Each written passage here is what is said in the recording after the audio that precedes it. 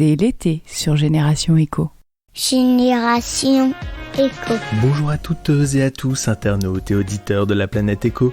Bienvenue sur les épisodes de l'été 2021 du podcast Génération Éco. Des épisodes un peu plus longs que d'habitude qui se rapprochent du format de la série Entrepreneuriat au féminin animée par Pauline. Cet été, entre 30 et 45 minutes, partez à la découverte de projets et d'entrepreneurs qui donnent du sens à notre quotidien et de l'optimisme pour le futur. Et on commence tout de suite avec un épisode qui met en lumière une alternative à Booking et Airbnb pour réserver votre lieu de vacances vers des hébergements responsables. Je reçois Guillaume Jouffre, l'un des cofondateurs de Gringo. Bonjour Guillaume. Bonjour Yves. Est-ce que vous pouvez d'abord vous présenter ? Alors moi je m'appelle Guillaume, j'ai 29 ans, je suis corrézien, je suis papa depuis 1 mois et demi et je suis aussi entrepreneur, donc j'ai créé il y a quelques mois Gringo, donc qui est une alternative française et responsable à Booking et Airbnb. Ok, alors on va justement en reparler pendant cette interview. Est-ce que vous pouvez nous raconter un peu la genèse de Gringo, combien vous êtes, pourquoi exactement ?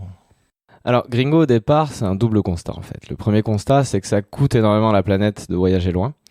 Il y a un coût carbone qui est énorme, hein. Si je prends un Paris-New York en avion, c'est quasiment 2 tonnes de CO2, hein. Donc c'est quasiment 1 an de quota si on veut limiter le réchauffement climatique à 2 degrés, donc c'est absolument considérable.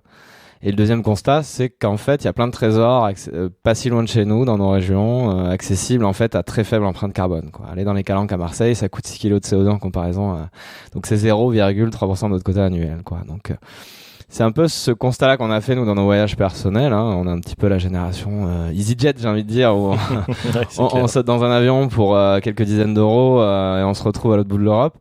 Et donc on s'est dit c'est un petit peu dommage en fait avec tous les trésors qu'on a juste à côté de chez nous qu'on connaît pas, de pas plus mettre ça en valeur et de pas plus prendre le voyage par cet angle-là, de voyager avec faible empreinte tout en gardant le plaisir, quoi. Donc en fait on s'est demandé qu'est-ce qu'on pouvait faire dans cette thématique-là pour promouvoir le tourisme local et le tourisme responsable. Et de fil en aiguille, en fait, en réfléchissant à quoi faire concrètement, on en est arrivé au concept de Gringo. Donc, créer un site de réservation où il y a des logements sympas qui sont sélectionnés pour leur expérience, chez des gens sympas qui vont être agréables à rencontrer, et puis qui sont aussi dans ces valeurs-là de faire attention un petit peu à la planète. Et de fil en aiguille, en fait, on a découvert plein d'autres choses sur plein d'autres aspects, hein, sur l'aspect juste rémunération des hôtes, juste prix voyageurs, le sujet des commissions. Et en fait, on a découvert qu'il n'y avait pas que l'aspect environnemental qui était là, il y avait aussi l'aspect économique, l'aspect social. Et donc, en fait, on s'est retrouvé à faire vraiment une alternative à ces grandes plateformes de réservation qui va proposer une sélection de logements selon la qualité de l'expérience, selon la démarche environnementale des hôtes et les valeurs humaines. Et qui va aussi être plus équitable avec 2 fois moins de commissions que Booking et Airbnb pour une juste rémunération des hôtes et un juste prix voyageur. Voilà en quelques mots ce que je peux vous en dire. Et c'est un projet qu'on a commencé, on a commencé à 2. Pour simplifier, hein. Il y a 1 an à peu près à coder, pas dans un garage mais dans un salon en plein confinement. Et après on a très vite été 4 en fait, on est 4 amis qui partagent un petit peu les mêmes valeurs, les mêmes constats, les mêmes prises de conscience aussi sur la problématique plus globale du réchauffement climatique et de l'urgence vraiment qu'il y a à agir. Et on s'est mis en ordre de bataille à partir d'octobre pour monter ça, et puis le site est en ligne depuis début février, et puis là on est on est engagé dans ce chemin-là de construire ça petit à petit, progressivement.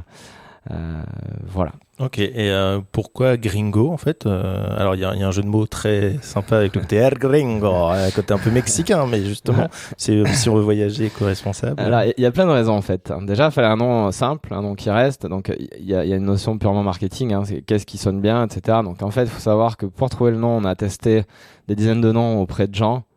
Principalement nos amis ou nos connaissances proches, mais on a testé sans distinction une 20aine de noms, et Gringo sortait vraiment du lot parmi l'échantillon de noms qu'on proposait. Après il y a bien sûr le côté green, hein, le côté égo. Après on sait que on aurait préféré un nom français, mais on raisonne plus à l'échelle européenne pour le tourisme durable, hein. Notre ambition c'est pas de se bloquer dans quelque chose de franco-français forcément à terme d'ici 3-4 ans, hein, je parle pas tout de suite. Donc il y avait cet aspect-là, il fallait un nom aussi qui peut passer éventuellement à l'international. Et en fait, Gringo était sympa parce que le côté, voilà, justement mexicain, en fait, c'était un petit peu le clin d'œil, c'est-à-dire que dans la culture hispanique, hein, le Gringo, c'est un petit peu l'aspect, voilà, l'inquisiteur, impérialiste, qui vient un petit peu sur les terres des locaux, quoi, des indigènes.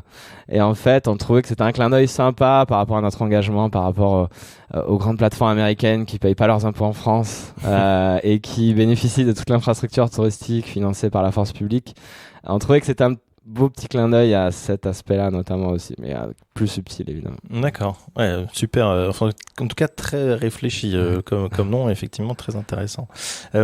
Comment vous trouvez vos hébergements finalement qui sont présents sur le site? Vous avez un peu parlé à l'instant, mais est-ce que vous pouvez être un peu plus précis? Alors, il y a plusieurs phases. Il y a eu plusieurs phases dans le projet. Au début, en fait, on démarchait des hébergeurs sur base de leurs photos, de ce qu'on pouvait voir sur leur site internet, etc., qui correspondaient, voilà, à cet aspect. Donc, ça a l'air sympa de passer des vacances là-bas. Le rapport qui a été pris est correct par rapport à ce qui est proposé.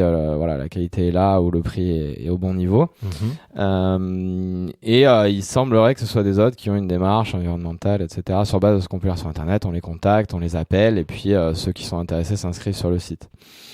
Mais ça, c'était au début, pour avoir les 50 premiers hébergeurs, parce que y a une logique quand on monte une plateforme, hein, c'est une histoire d'offre et de demande. Il faut des voyageurs ou des hébergeurs, mais pour pouvoir réserver des hébergements, il faut d'abord des hébergements. Oui, tout à fait, oui. Et en fait, à partir du moment où on a fait le lancement, donc on a eu pas mal de bruit sur les réseaux sociaux, un peu dans la presse aussi. Ça a généré des demandes d'inscription en fait sans qu'on aille démarcher personne. Donc là, ça fait 5 mois que le site est lancé. On a démarché personne sur les 5 derniers mois parce qu'on a reçu plus de 600 demandes d'inscription en fait, parce que on a plein d'hébergeurs qui se reconnaissent dans les valeurs qu'on essaie de porter, qui vont avoir plusieurs aspects, hein. Il y a l'aspect voyager local, les trésors de nos régions, l'aspect vraiment local. Il va y avoir l'aspect aussi environnemental, faire attention à la planète, mais sans être dans la radicalité, je veux dire simplement à notre échelle, avec rien que du bon sens, mais juste d'avoir ça dans ses valeurs, hein, sans être à la perfection de tout et voilà, dans la radicalité là-dessus, et sans nous plateformes non plus juger, je veux dire, et pointer du doigt ces aspects-là. Nous simplement être facilitateurs du transit d'informations, de la rencontre, de l'échange entre des voyageurs et des hébergeurs. Donc ça, je pense que c'est des valeurs un peu aussi d'humilité, hein, qui ont parlé à pas mal d'hébergeurs, et c'est un espèce de retour au bon sens quelque part qui a généré en fait beaucoup de demandes d'inscription. Donc pour l'instant, on n'a pas recommencé les démarchages parce que rien que de trouver la bonne structure opérationnelle, les bons processus en interne pour gérer tout un flux d'hébergeurs qui s'inscrivent sur une plateforme, les aspects techniques avec le produit qui suit, les bonnes fonctionnalités, etc. Ça a pris un peu de temps. Ouais. Et donc on pouvait pas gérer plus de flux que ce qu'on a eu. Donc ceux qui nous envoient des demandes d'inscription, en revanche, bien sûr, il y a une sélection. C'est-à-dire que on n'accepte pas tout le monde. On regarde. Poser la question. Justement. On regarde les photos, on regarde un petit peu les avis s'ils sont inscrits sur notre plateforme, etc. On parle avec chaque hébergeur. Donc il y a vraiment une vraie relation humaine qui se crée. On passe minimum 15 minutes avec chaque personne au téléphone. On pose des questions, sur ce qu'ils font, etc. On se parle entre êtres humains finalement, quelque part. On regarde si c'est sincère dans la démarche, et on marche beaucoup à la confiance, quoi, en fait. Hein. Oui, vous n'allez pas tester chaque hébergement que vous avez sur votre site. Non, parce qu'il y a une rationalité économique, hein, c'est-à-dire qu'on peut pas proposer 2 fois moins de commissions que Booking et Airbnb, et avoir un modèle plus équitable et avoir une structure de coût qui est 4 fois plus élevée, quoi. Ouais. Donc on peut pas tester tout, évidemment, mais donc c'est pour ça que la confiance, c'est important pour l'instant, et nous on essaie vraiment de créer ce réseau de confiance, que ce soit côté voyageur, côté hébergeur. D'accord. Et après, dès qu'on est dans des zones, hein, bien sûr, dès qu'on a l'opportunité de se déplacer chez nos hôtes, et on va beaucoup à la rencontre, quand je vais un week-end quelque part, tiens, il y a un autre gringo, je vais aller voir, je vais appeler. On va au contact de nos hôtes, évidemment. Et sur certaines régions, moi je suis corrézien, je connais pas mal les hébergeurs de la Corrèze, j'en ai vu un paquet, et donc on va quand même aussi sur le terrain dès que l'opportunité se présente, mais on peut pas le systématiser en tout cas. D'accord. Et donc justement, cette alternative à Airbnb et Booking, il n'y a pas que le côté financier finalement donc c'est la commission donc que j'ai bien compris qui est moins importante, Oui. mais les impôts de Gringo qui sont effectivement payés en France, mais c'est quoi votre plus-value finalement et comment vous pouvez j'allais dire convaincre finalement les internautes et les auditeurs qui nous écoutent, choisir Gringo plus que finalement le classique des mastodontes Airbnb et Booking. Alors, il y a plusieurs aspects. Donc, tu mentionnais effectivement les aspects équitables, français, etc. Donc ça, je ne vais pas réinsister dessus du coup. La première promesse de Gringo, c'est que c'est une sélection et que ça va être des bons endroits où ça va être sympa de passer des vacances chez des gens sympas, ce qui est vachement important quand même dans l'expérience touristique, notamment sur l'hébergement, c'est des rencontres parce que aller chez Gringo, c'est pas juste avoir une boîte à clés sur Airbnb, c'est aussi rencontrer quelqu'un sur place, un local qui va conseiller d'aller, le marché là-bas, etc. Donc il va y avoir vraiment cet aspect échange et aussi c'est aussi des rencontres plus globales, de gens qui ont une certaine vision, qui ont un certain mode de vie, qui partagent des choses. Donc il y a cet aspect-là quand même qui est que c'est vraiment sélectionné sur différents aspects, quoi. Et c'est aussi la promesse que tu vas être dans des endroits respectueux de l'environnement qui seront en ligne avec tes engagements ou en tout cas toi ton mode de vie si tu es dans une démarche un petit peu éco-responsable ou de faire attention au minimum, quoi. Donc ça c'est le premier élément et le deuxième élément c'est que c'est pratique. Gringo c'est un site qui certes est pas encore au niveau de fonctionnalité d'Airbnb parce que c'est absolument pléthorique et ils ont des milliers de développeurs qui travaillent dessus, on est 3.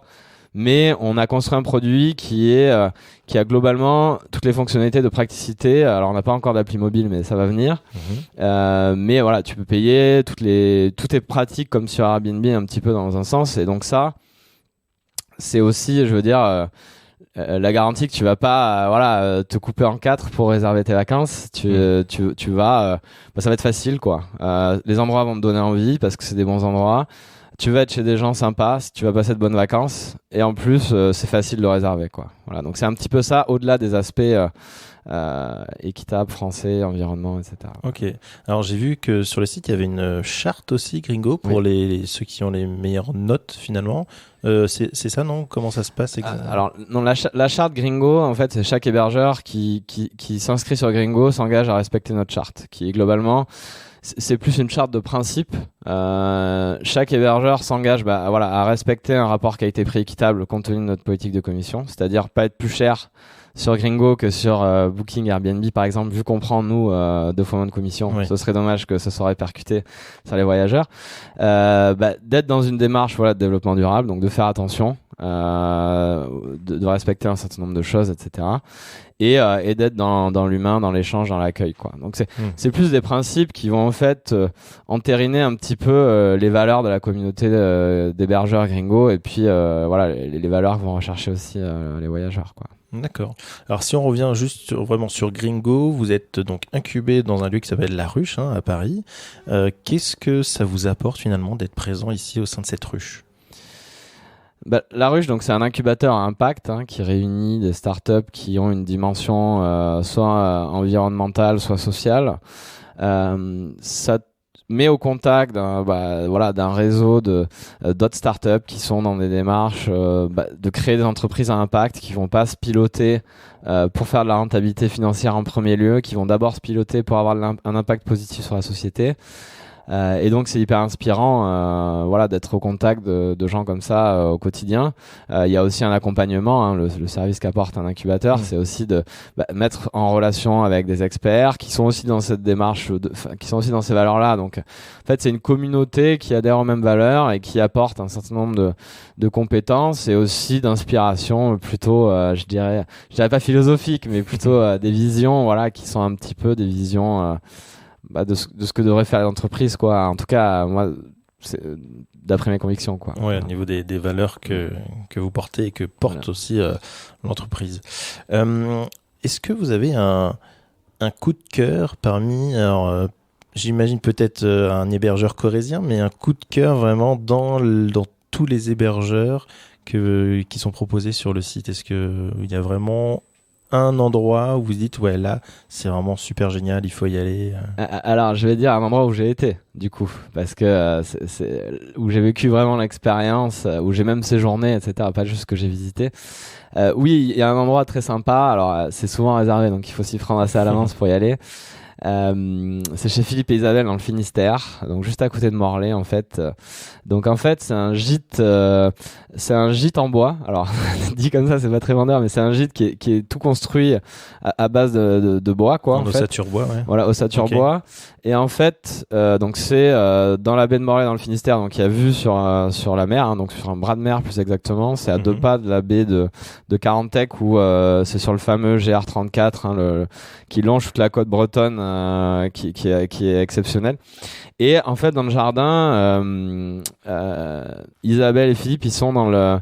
alors, je saurais pas préciser exactement, mais tout ce qui est floral, tout ce qui est arboricole. D'accord. Et donc, en fait, ils ont... alors, je me trompe en disant les chiffres à chaque fois, mais ils ont plusieurs centaines d'espèces végétales dans leur jardin, quoi. Et donc, ils ont des espèces tropicales qui viennent du monde entier, etc., quoi. Ah oui. Et donc en fait on se retrouve en plein Finistère à être dans une forêt tropicale luxuriante, dans un gîte un peu isolé, sympa, à 2 pas d'un cadre exceptionnel et chez des hôtes hyper sympas quoi. Voilà, donc nous quand on est allé, je suis allé avec un couple d'amis chez Philippe et Isabelle, on s'est très bien entendu avec Philippe et Isabelle, on a reçu un très bel accueil breton. Voilà, j'en dis un peu plus.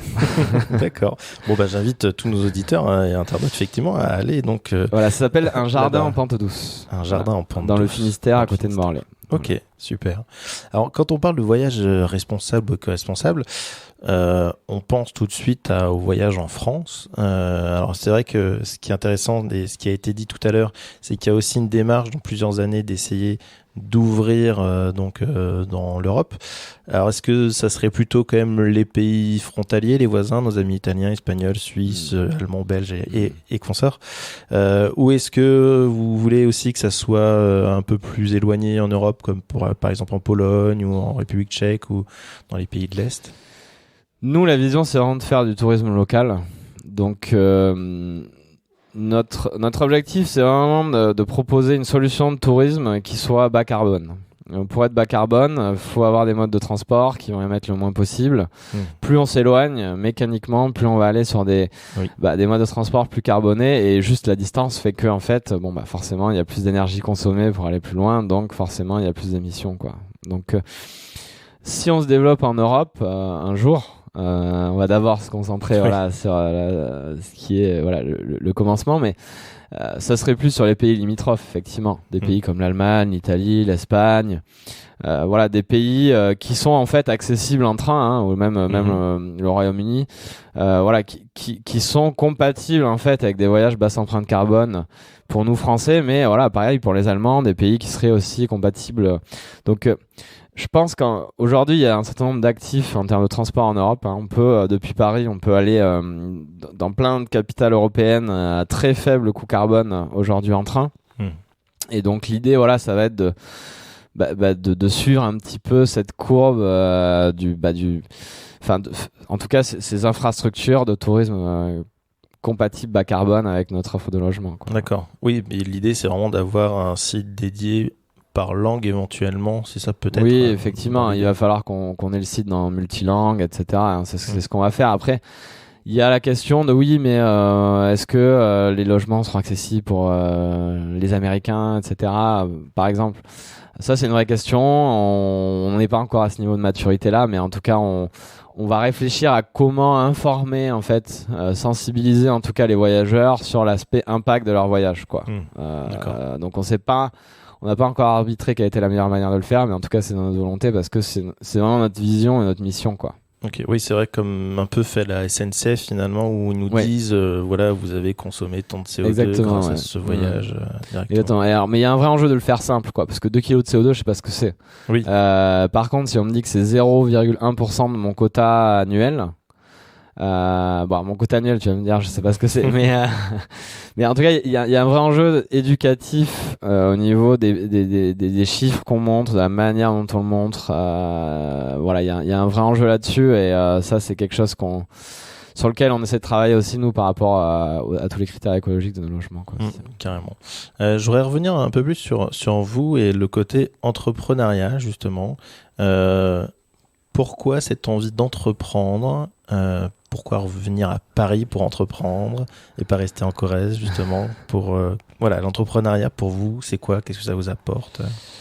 Alors, pourquoi entreprendre? Bon, déjà, je pense que entreprendre, on sent un peu si on l'a un peu dans le sang ou pas. Je pense que ça se sent à un moment donné. Parce que c'est quelque chose de très particulier quand même. Il y a du risque, il y a de l'incertitude, c'est inconfortable. Faut quand même avoir envie d'aller un petit peu au charbon, mais de le faire pour quelque chose, quoi. Et donc c'est là que moi j'avais des velléités entrepreneuriales depuis un moment, hein. Donc moi j'ai fait une école d'ingénieur et c'est pour ça que je suis monté à Paris à la base, hein. C'est pour faire mon école d'ingénieur à Polytechnique. Et donc après, je suis resté en région parisienne parce que par les aléas du premier travail, d'un certain nombre de choses. Je retournerai peut-être en Corrèze d'ici quelques temps, mais bon, c'est en cours d'études. Mais l'action de se dire allez, ok, je me lance, ça a été vraiment une prise de conscience. Je dirais pas soudaine, parce que j'ai toujours été sensible à l'aspect environnemental, je me suis toujours intéressé à ces sujets, mais j'en faisais pas le maître des sujets absolus par rapport à tout le reste, quoi. Pour moi, c'était un des sujets de société et d'avenir importants parmi d'autres. Et en fait, ce que j'ai découvert sur le réchauffement climatique m'a absolument bouleversé dans le sens... j'ai pris une claque quand j'ai lu donc j'ai commencé à avoir cet aspect-là quand j'étais en voyage, hein, au bout du monde, voilà, comme le font pas mal de gens, et je critiquerai personne pour faire ça, parce que moi ça m'a permis de prendre conscience d'un certain nombre de choses. En fait, on était avec ma femme en Amérique latine et on a vu un petit peu des effets du réchauffement climatique absolument marqués, bien plus que chez nous, hein, donc des montagnes où il y a des stations de ski, il n'y a plus de neige depuis 10 ans, avant tout le monde allait skier tous les hivers, ce genre de choses, ou des locaux qui nous décrivent des phénomènes plus marqués que chez nous. Et donc j'ai tiré un peu le fil, donc j'ai lu les rapports d'experts du GIEC, ce genre de regarder pas mal de documentation aussi en ligne pour mieux comprendre le problème. Et en fait, j'ai compris que c'était un problème qui était d'une criticité absolue, parce que dans un monde à 5 degrés, est difficile de prévoir ce qui se passe, mais on peut imaginer qu'en termes de rendement agricole, qu'en termes de stress hydrique, qu'en termes de migration, qu'en termes de tout ce qu'on veut, ça va être difficile. Et il faut agir tout de suite parce qu'il y a urgence, parce que c'est un phénomène irréversible, et que si tout gramme de CO2 déjà émis, c'est trop tard, il a un pouvoir de réchauffement à horizon largement supérieur aux horizons de temps humain. Donc si on réagit pas tout de suite, le plus vite possible, on n'aura plus le contrôle de ce qui va se passer et on part sur une trajectoire qui est absolument dangereuse, quoi. Et moi, j'étais à ce moment-là, j'ai pris cette claque-là en termes vraiment d'évidence scientifique pure et d'imagination de ce qui pourrait se passer ensuite. Je me suis dit, bon, j'étais pas loin de la trentaine, quoi. On commence à penser, on va avoir des enfants, je venais de me marier. Maintenant que je sais ce que je sais, qu'est-ce que papa il aura fait, quoi? Enfin, je veux dire, mes enfants me poseront cette question certainement. Et maintenant que je sais ce que je sais, je peux pas rester dans mon coin ou faire autre chose. C'est pour moi un problème de criticité absolue à adresser le plus vite possible. Qu'est-ce que je fais? Et c'est là que le levier entrepreneurial apparaît. Et se dit, j'ai toujours eu ces velléités-là. Comment je pourrais m'engager? Je pourrais être dans une asso, je pourrais faire des podcasts, je pourrais faire plein de choses. Mais moi, par rapport aux compétences que j'ai, par rapport à l'énergie que j'ai, par rapport à la passion, qu'est-ce qui est le plus pertinent? Et la réponse pour moi, c'était entreprendre, tout simplement. D'accord. Et plus précisément, entreprendre pour avoir de l'impact, pour faire quelque chose, pas pour être riche, pour je sais pas quoi. C'était entreprendre pour apporter ma modeste pierre à l'édifice de la transition environnementale, mais aussi sociale et économique, quoi. Voilà, donc c'est un petit peu ça, moi, le cheminement qu'il y a eu en fait derrière Gringo, quoi, finalement. D'accord. Super, merci pour ce partage, en tout cas c'est chouette. J'ai une question récurrente que je pose à tous mes invités, c'est est-ce que vous pensez justement que les futures générations auront cette fibre éco? Alors on peut mettre plein de choses derrière éco, mais... Oui, je pense. Il va y avoir un vrai enjeu d'éducation nationale, politique, je dirais, pour vraiment infuser ça et pour donner les bases solides pour bien comprendre ce qu'on va faire. Parce que aujourd'hui, on voit tout un tas de sujets où il n'y a pas les bases théoriques et de compétences sur des sujets comme les éoliennes, par exemple. Voilà, c'est un petit peu... voilà, on a envie d'être éco, mais on ne sait pas très bien ce qu'il faut faire, comment le faire, quels sont les bons choix, etc. Mais je pense que les générations futures vont l'être parce que moi sur des indicateurs que je connais je le vois déjà le changement sur les jeunes hein. Donc les jeunes qui sont sortis d'école d'ingénieurs qui veulent faire de l'environnement, c'est numéro 1 maintenant. Tout le monde veut faire de l'environnement en sortie d'école d'ingénieur. Je sais plus, c'était un sondage du BCG je crois, c'était 80 ou 90% qui cherchaient dans ce secteur là. Bon, moi quand j'étais ingénieur il y a 8 ans on parlait pas de réchauffement climatique, on parlait